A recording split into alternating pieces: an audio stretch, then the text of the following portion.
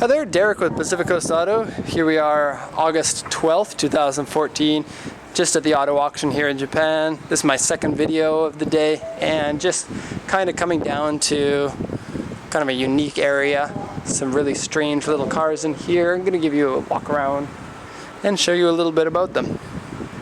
So this Subaru Sambar, it's got the classic style front end. Cool little car. These ones commonly changed into micro buses. So they take the Volkswagen front end, or like a copy of it, and they put it on the front. And it ends up looking like a really small micro bus. I've never seen this before. It's kind of unique. Not very good condition of this. They have a rear engine, which is weird because they have a huge front grille. So the engine is right there behind the rear bumper. Actually, the rear bumper folds down so that you can get into the engine, which is like a flat 4. Or it's like an inline 4 that's on its side. We're here, the car that everybody loves. Now, if you look at my YouTube channel, some of my biggest hits are on the Mark IV Supra. Everybody loves this car, and it's really a pity that Toyota stopped making it. To be honest, it's not the kind of car that sells very much, and it's no wonder that Toyota doesn't make it anymore.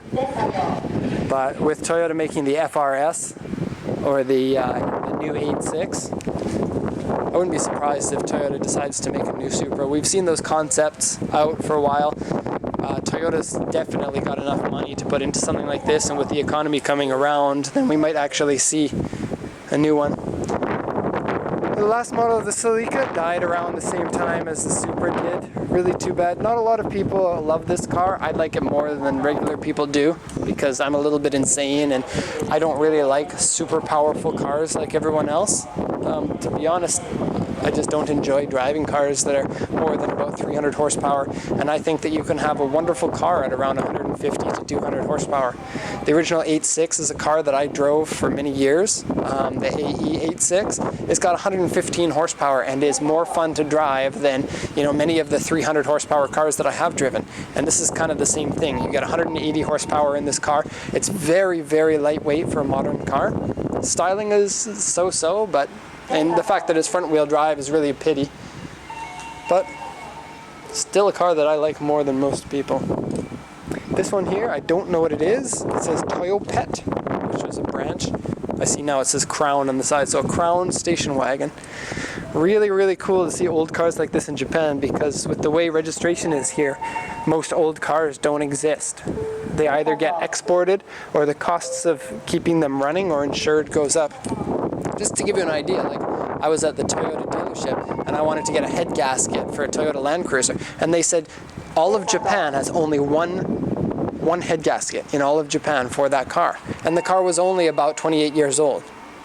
And so Toyota, what they do is they give you an option to custom make the parts, and it ends up costing about 5 to 10 times more to custom make these parts for you again, but they allow you to do that for all of the old ones. Audio in there. I love old cars like this. It's really a shame I live in Japan.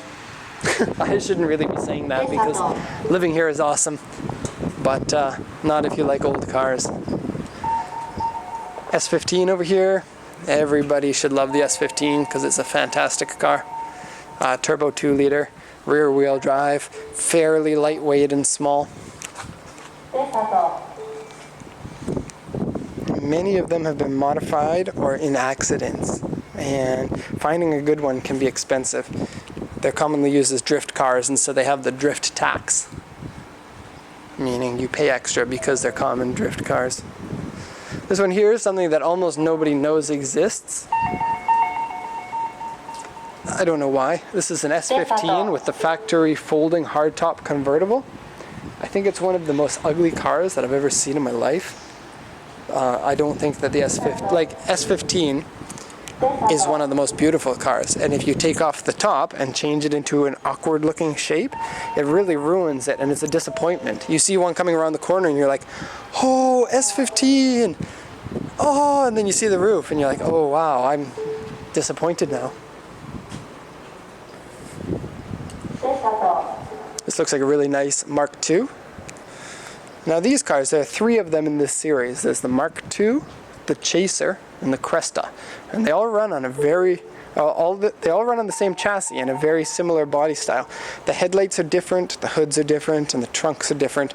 And the interiors have some slight differences, but generally people seem to confuse them. The way I see it, the Mark IIs have the thin headlights. The Chasers have the kind of BMW-like larger headlights with two round beams inside.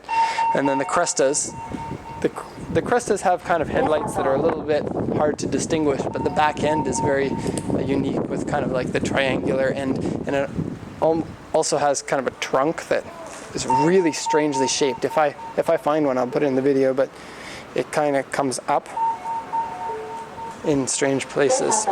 If you look at the trunk and it's shaped weird, then you know it's the Cresta. NSX, one of the best cars ever made. This one has been in a really bad rear accident and has been repaired. It's got questionable modifications, and that's why it probably hasn't sold for a long time. You can see all this dust on it. But if you take a look at here, the panel gap is terrible on the back trunk here. Still, NSXs are wonderful little cars. It's raining outside, so I don't really want to step out there. One of the nice things about USS Yokohama compared to like the lot style ones like Tokyo. Just head up here. Sorry the video is so long, but the next section is all the kind of higher end performance cars. Usually they have a security guard over here that tells me to turn the camera off, but he might not be here. Big wheels on Denali. Yay. Look at this Escalade, Lincoln Navigator, Impala. This is the gangster row. The rappers who come to the auction here, they all want to check out these cars.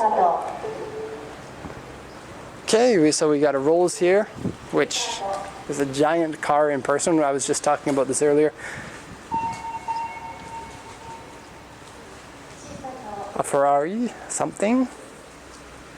I've sold a few Ferraris. They're not very popular because prices are expensive in Japan. I don't know the models so well. X6M, a car that probably shouldn't exist. I don't know. Maybe I shouldn't say that. It's a car that exists because BMW knows that people will pay money for these. And they are very expensive, and profit markups are really high.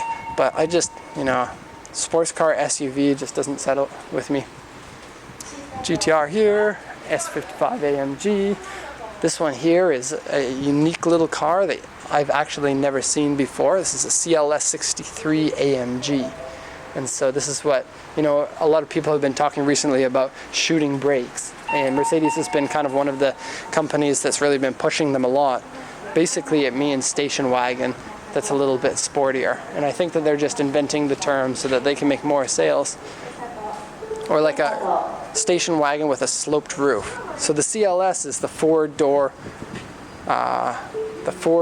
coupe, which is also a bit of an oxymoron because, and I think Mercedes has really been pushing that as well with the four-door coupe. Volkswagen has with the CC, and BMW even got into it. More Ferrari stuff. Old Ferrari over here. This is a 456. I know about that one because I'm getting old. This is an Opel Speedster. Much better looking car than it actually is. Some old car. What is this? Toyota? I don't know.